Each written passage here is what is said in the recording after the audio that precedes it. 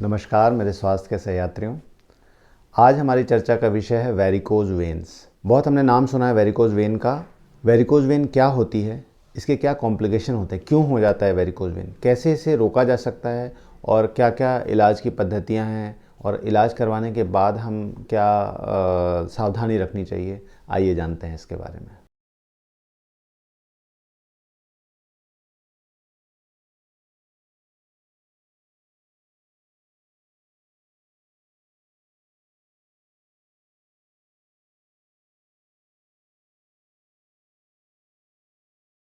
हमारे पैर में, जैसा मैंने पिछले वीडियो में भी बताया था, कि दो तरह की नसें होती हैं। एक वो नसें जो हड्डियों के पास होती हैं, गहराई में होती हैं, मांसपेशियों के अंदर। और दूसरी वो नसें होती हैं जो हमारी स्किन के नीचे होती हैं, हमारी चमड़ी के नीचे होती हैं। और उन्हें हम ध्यान से देखें तो हम देख सकते हैं कि वो नसें हैं। जैसे हमारी हाथों में होती हैं, उसी तरह पैरों में भी सुपरफिशियल नसें होती हैं। जब ये सतह पर रहने वाली नसें या सुपरफिशियल नसें मोटी हो जाती हैं, फैल जाती हैं, इस स्थिति को हम वेरिकोज वेन कहते हैं। अब सवाल उठता है कि ये नसें क्यों फैल जाती हैं, क्यों मोटी हो जाती हैं। अधिकतर हम जब चलते हैं फिरते हैं तो ब्लड का जो सारा प्रेशर है वो हमारे पैरों की तरफ जाता है, ग्रेविटी की वजह से, गुरुत्वाकर्षण की वजह से। ये प्रेशर जब बहुत लंबे समय तक इस तरह बना रहता है तो कुछ व्यक्तियों में कुछ विशेष कारणों से ये नसें फूल जाती हैं, मोटी हो जाती हैं, और इस दबाव की वजह से, इस प्रेशर की वजह से पैरों में और कॉम्प्लिकेशंस डेवलप होने लगते हैं। एक बात और आपको जाननी ज़रूरी है कि हमारी जो वेन्स होती हैं, जो अशुद्ध खून को पैरों से ऊपर की तरफ लेके आती हैं, चाहे वो गहरा डीप वेन हो चाहे वो सुपरफिशियल वेन हो, इन दोनों वेन्स में वाल्व का सिस्टम होता है। ये वाल्व क्या करते हैं, एक दरवाजे की तरह, वन वे ट्रैफिक की तरह काम करते हैं। और ये ब्लड को नीचे से ऊपर की तरफ तो आने देते हैं, लेकिन ब्लड को वापस ग्रेविटी की वजह से जाने नहीं देते। जब ये वाल्व ख़राब हो जाते हैं तब हमें ये वेरिकोज वेन की प्रॉब्लम होती है, क्योंकि ब्लड वापस लौट के नीचे की तरफ जाता है और खून का दबाव पैरों में बढ़ जाता है। ठीक इसी तरह एक और चीज़ हमें जाननी ज़रूरी है कि जो हमारी सतह की वेन है, जिन्हें सुपरफिशियल वेन्स कहते हैं, और जो डीप वेन है, जो गहराई में है, इन दोनों में हमारे पैर में जगह जगह कनेक्शन होता है। जैसे छोटी नदी किसी बड़े नदी में आकर खुलती है, ठीक इसी तरह ये जगह जगह कनेक्ट होकर जो सुपरफिशियल वेन का ब्लड है वो डीप वेन में जाता है। इन जगहों पे जहाँ पे कि ये वेन्स मिलते हैं, उन जगह को परफोरेटर्स कहते हैं। और यहाँ पे भी वाल्व होते हैं जो ब्लड को केवल एक ही डायरेक्शन में फ्लो होने में मदद करते हैं। अब इस वाल्व में खराबी क्यों हो जाती है? इसके मुख्य रूप से पहला कारण तो ये होता है कि पैदाइशी कुछ लोगों की नसों में ये वाल्व कमज़ोर होते हैं। ऐसे व्यक्तियों को आनुवांशिक भी हो सकता है, या पैदाइशी कमज़ोरी की वजह से ये वाल्व समय के साथ धीरे धीरे ख़राब होते हैं और मरीज को वेरिकोज वेन की समस्या होती है। दूसरा, वो सारे व्यक्ति, वो सारे प्रोफेशन जिसमें कि व्यक्ति को बहुत लंबे समय तक एक ही पोजीशन में खड़ा रहना पड़ता है, ऐसे व्यक्तियों को वेरिकोज वेन की समस्या सबसे कॉमनली होती है। जैसे टीचर्स, सर्जन्स, चाय बनाने वाला, या वेंडर्स, सब्जी बेचने वाला। जो भी व्यक्ति बहुत लंबे समय तक एक पोजीशन में खड़ा रहता है, उसे यह समस्या होती है। तीसरा, जिन लोगों को पहले डीवीटी की समस्या हो चुकी है, उन व्यक्तियों में भी वेरिकोज वेन बहुत कॉमनली देखने को मिलता है। प्रेग्नेंट लेडीज़, या पेट में आपके कोई ट्यूमर है, किसी वजह से अगर खून की रुकावट है जो डीवीटी का कारण बनता है, यही कारण कई बार वेरिकोज वेन का भी बनता है। अब आते हैं कि इसके एक लक्षण क्या होते हैं। वेरिकोज वेन जब भी आपको डेवलप होता है, आपके पैरों में कंजेशन बढ़ता है, आपको पैर स्वेलिंग का सेंसेशन होता है कि पैरों में सूजन आ रही है, या पैर फुल लग रहे हैं, मुझे भरे भरे से लग रहे हैं। और जब आप जैसे जैसे दिन गुजारते हैं वैसे वैसे आपके पाँव में वो भारीपन बढ़ता है, कई बार पाँव में जलन महसूस होती है, और रात होते होते आपके पाँव बहुत थके थके से महसूस होते हैं और आपको ऐसा लगता है कि पाँव ऊपर करके सो जाए। जब आप सुबह उठते हैं आपके पाँव बिल्कुल नॉर्मल रहते हैं, आपको किसी तरह की कोई तकलीफ़ नहीं होती। और जैसे जैसे दिन बीतता जाता है आपके पाँव में तकलीफ़ बढ़ती जाती है, शाम होते होते वो तकलीफ़ मैक्सिमम हो जाती है। ये वेरिकोज वेन का बहुत कैरेक्टरिस्टिक लक्षण है।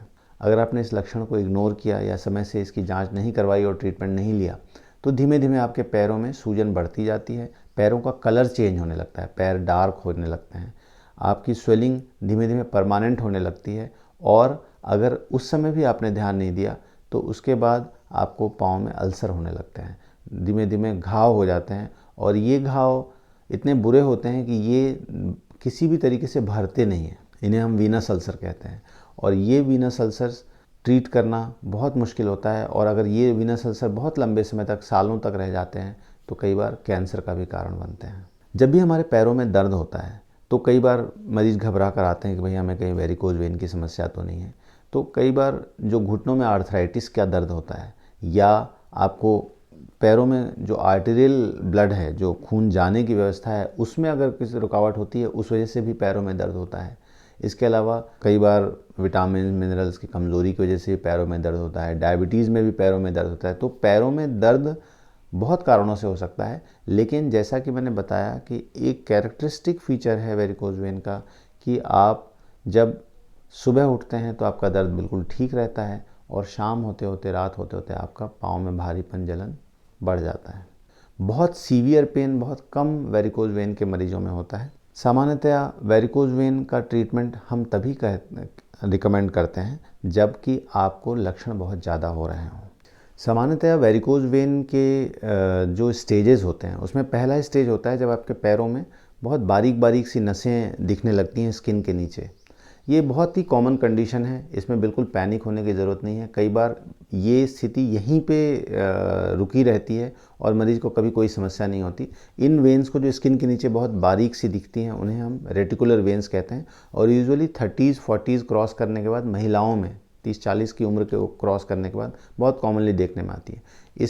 इस स्थिति में अगर आपको पैरों में कोई तकलीफ़ नहीं हो रही है, कोई जांच करवाने की आवश्यकता नहीं है और किसी तरह का कोई इलाज करवाने की आवश्यकता नहीं है, अनलेस कि आपको कुछ कॉस्मेटिक इशू हैं कि आपको देखने में बहुत भद्दे लग रहे हैं, तो उस स्थिति में आप उसका ट्रीटमेंट करवा सकते हैं, वरना आपको उससे पैरों को कोई खतरा नहीं है। दूसरा जो स्टेज होता है, जब आपके पैरों की जो सुपरफिशियल नसें होती हैं वो बड़ी बड़ी मोटी मोटी दिखने लगती हैं और पाँव में वेन्स की जाली सी दिखने लगती है आपको, जब ये स्थिति बनती है तब निश्चित रूप से आपको जांच करवाना चाहिए और आगे ट्रीटमेंट के लिए डॉक्टर की सलाह लेनी चाहिए। फिर तीसरी स्टेज में पाँव में सूजन आने लगती है, जैसे मैंने लक्षण बताए वो सब होने लगते हैं, और फिर चौथी स्टेज में आपके पाँव की स्किन मोटी हो जाती है, कलर डार्क हो जाता है, और फिर फाइनली पाँव में घाव बन जाते हैं। क्या जांच करवाएं वेरिकोज वेन के लिए? वेरिकोज वेन के लिए एक ही डायग्नोस्टिक टेस्ट है, वो है वीनस डॉपलर टेस्ट। जब हम वीनस डॉपलर टेस्ट करते हैं तो वो न केवल हमें ये बता देते हैं कि वेरिकोज वेन कहाँ कहाँ हमें समस्या है, साथ ही वो ये भी बता देते हैं कि वो परफोरेटर जो हैं, वो छोटे छोटे जो कनेक्टिंग लिंक हैं, वहाँ पे भी क्या वाल्व का लीकेज है, किन किन जगहों पे वाल्व का लीकेज होता है, एग्जैक्ट मैपिंग वो हमें डॉपलर टेस्ट में दे देते हैं और हमारी डायग्नोसिस कंफर्म हो जाती है। अब नेक्स्ट प्रश्न ये उठता है कि हमें ट्रीटमेंट कब करवाना चाहिए। अगर आपको पाँव में लक्षण आने शुरू हो गए, जैसे थकान होना, पाँव में दर्द होना और स्वेलिंग आना या पाँव का कलर चेंज होना, ये सब लक्षण जो हैं वो अलार्मिंग हैं, और जैसे ही ये लक्षण आने शुरू होते हैं आपको ट्रीटमेंट के बारे में सोचना चाहिए। सबसे पहले तो आप जांच करवा कर अपनी डायग्नोसिस को कंफर्म करें, और एक बार आपको ये पता चल गया कि आपको वेरिकोज वेन है, कुछ प्रिवेंटिव मेजर्स, कुछ रोकथाम के लिए हम उपाय कर सकते हैं, काम कर सकते हैं। वो ये कि बहुत लंबे समय तक हम एक पोजीशन में खड़े न रहें, और अगर खड़ा रहना पड़े तो थोड़ी चहलकदमी करते रहें। दूसरा, जब भी हम बैठें तो पाँव को कहीं ऊपर करके बैठें। इसके अलावा रात में सोते समय हम बिस्तर का जो पाँव की तरफ का एरिया है उसको हल्का सा ऊपर कर दें, चाहे हम तकिया लगा लें पैरों के नीचे, या पूरे बेड को ही हम हल्का सा टिल्ट कर दें, ताकि हार्ट के लेवल से बेड का जो पैरों का लेवल है वो थोड़ा सा ऊपर हो जाए। इसके अलावा हम कंप्रेशन स्टॉकिंग मोजे पहन सकते हैं जो हल्का सा दबाव बना के रखते हैं हमारे पैरों की तरफ। ये दो तरह के आते हैं, एक बिलोनी स्टॉकिंग आते हैं जो घुटने के नीचे होते हैं, और एक मोजे आते हैं जो हमारे पूरे ऊपर जांघों तक हम पहन सकते हैं। ये मोजे जो हैं वो कंप्रेशन बना के रखते हैं और हमारे वेरिकोज वेन को, हमारी नसों को ज़्यादा फैलने नहीं देते, और ये हमारे लक्षणों को भी काफ़ी हद तक कंट्रोल कर लेते हैं। अगर आपके आसपास वो मोजे उपलब्ध नहीं है तो जो क्रेप बैंडेज आता है, जो इलास्टिक क्रेप बैंडेज आता है, उसको हम बांध सकते हैं और उससे भी हमारे पैरों में काफ़ी रिलीफ मिलती है। बस क्रेप बैंडेज को बांधते समय इस बात का ध्यान रखें कि आप बिल्कुल पंजों से शुरू करें पैरों के, ना कि बीच में आप क्रेप बैंडेज बांधें, वरना आपके नीचे के हिस्से में स्वेलिंग आ जाएगी। और क्रेप बैंडेज को वहाँ तक बांधें जहाँ तक आपको ये वेरिकोज की समस्या है। कई बार इन रोकथाम वाले उपाय करने से ही आपको बहुत सालों तक वेरिकोज वेन के लक्षणों से मुक्ति रहती है या परेशानी नहीं होती। लेकिन अगर ये सब करने के बावजूद भी आपकी परेशानियां बढ़ रही हैं तो इसका मतलब है अब समय आ गया है कि इसमें कुछ इंटरवेंशन करवाना चाहिए। वेरिकोज वेन में जो इंटरवेंशन उपलब्ध हैं, जो इलाज उपलब्ध है, उनमें से पहला इलाज यही है कि हम लेज़र के माध्यम से वेरिकोज वेन करवाएं। और दूसरा, आजकल एक ग्लू आता है, एक सब्सटेंस आता है, वो भी तार के माध्यम से अंदर डाल दिया जाता है और उससे जो हमारी जो फूली हुई नसें हैं, वेरिकोज वेन है, और उनका जो कनेक्शन है, जो वाल्व के लीकेज है, वो बंद कर दिया जाता है और उस बंद होने से आपके पैरों में जो लक्षण हैं वो इम्प्रूव हो जाते हैं। कई बार लेज़र के माध्यम से या ग्लू के माध्यम से ऐसा ट्रीटमेंट करना संभव नहीं हो पाता, कुछ टेक्निकल रीजंस की वजह से, तो वैसी स्थिति में सर्जरी एडवाइस की जाती है। सर्जरी में सामान्यतः आपके जो लीकेज पॉइंट हैं उनको बंद कर दिया जाता है। सर्जरी में भी इसमें छोटा सा चीरा ही लगता है और उन लीकेज पॉइंट्स को मैप करके उन जगहों को बंद कर दिया जाता है और कोई नस अगर बहुत बढ़ गई है तो उसको कट करके उसको निकाल दिया जाता है, ताकि वो कॉस्मेटिकली भी बुरा न दिखे और वो आपको बाद में परेशान ना करें। जो लेज़र या ग्लू के माध्यम से इंटरवेंशन किया जाता है उसमें आपको एक बस छोटा सा एक होल के थ्रू ही सारा ये प्रोसीजर कर दिया जाता है।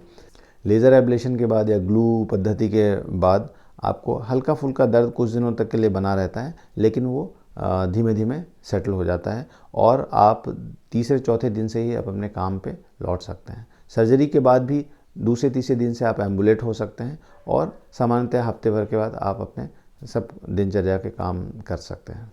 अगर हम लेज़र और सर्जरी इन दोनों की तुलना करें तो सर्जरी में दोबारा वेरिकोज वेन होने के चांस सामान्यतः कम होते हैं और इसलिए हम ज़्यादा आश्वस्त होते हैं कि भाई सर्जरी के बाद हमें दोबारा वेरिकोज वेन की समस्या नहीं होगी। लेकिन लेज़र में भी ये निर्भर करता है कि जो करने वाला है वो कितना अनुभवी है। जो अच्छे प्रशिक्षित अनुभवी डॉक्टर्स हैं, जब वो इंटरवेंशन करते हैं तो वो प्रोसीजर को पूरी तरह कंप्लीट करते हैं और आपको रिकरेंस की समस्या नहीं होती। एक बार आपने वेरिकोज वेन का ट्रीटमेंट करवा लिया, उसके बाद भी आपको कुछ सावधानियां जीवन भर रखनी चाहिए। जैसा मैंने बताया, बहुत लंबे समय तक खड़े होने को अवॉइड करना है और अगर आप खड़े होते हैं बहुत लंबे समय तक तो आपको चलते फिरते रहना है। मोटापा को बहुत ज़्यादा नहीं बढ़ने देना है। ओबेसिटी भी वेरिकोज वेन बढ़ने का एक बड़ा कारण होता है। इसके अलावा आपको अपने फिज़िकल फिटनेस, मांसपेशियों का जो हेल्थ है वो अच्छा रखना है। ये भी हमारे पैरों में खून के सर्कुलेशन को स्वस्थ अच्छा रखता है। एक और महत्वपूर्ण बात जो मैं आपके साथ शेयर करना चाहूँगा वो ये है कि अगर आपको पहले डीवीटी की समस्या रही है और अब आपको वेरिकोज वेन हो गया है तो पैनिक होकर जल्दबाजी में हम वेरिकोज वेन की सर्जरी या वेरिकोज वेन का लेज़र ट्रीटमेंट ना करवा लें। निश्चित रूप से हमें 2-3 जगह राय लेनी चाहिए विशेषज्ञों की, क्योंकि कई बार ये होता है कि आपका जो डीवीटी था, पाँव में जो रुकावट थी, जो गहरी वेन्स हैं उनमें, वो तो वहाँ बनी हुई है और हमने वेरिकोज वेन की सर्जरी में उन वेन्स को भी बंद कर दिया सर्जरी करवा के, जो हमारी सुपरफिशियल वेन थी और हमारे पैरों से खून के वापस आने का एकमात्र रास्ता था। तो अगर हमने जल्दबाजी में इस तरह का ट्रीटमेंट ले लिया तो हमारे पैरों के लिए बहुत रिस्की हो सकता है, पैरों की स्वेलिंग बढ़ सकती है और कई बार उसके बहुत कॉम्प्लिकेटेड परिणाम हो सकते हैं। इसीलिए अगर आपको डीवीटी की हिस्ट्री पहले रही है, डीप वेनस थ्रोम्बोसिस की, और आपको वेरिकोज वेन हो गया है, तब आपको ट्रीटमेंट बहुत सोच समझकर और विशेषज्ञों से प्रॉपर सलाह करके किसी अच्छे सेंटर पे ही लेना चाहिए। आज के वीडियो में हमने जाना कि वेरिकोज वेन क्या होते हैं, किस तरह से हम उनको पहचान सकते हैं, क्या लक्षण होते हैं, क्या ट्रीटमेंट ऑप्शन है और ट्रीटमेंट लेने के बाद हमें क्या क्या सावधानियां रखनी चाहिए। उम्मीद करता हूँ ये वीडियो आपको पसंद आया होगा। फिर मिलेंगे नई स्वास्थ्य यात्रा पर, तब तक के लिए नमस्कार।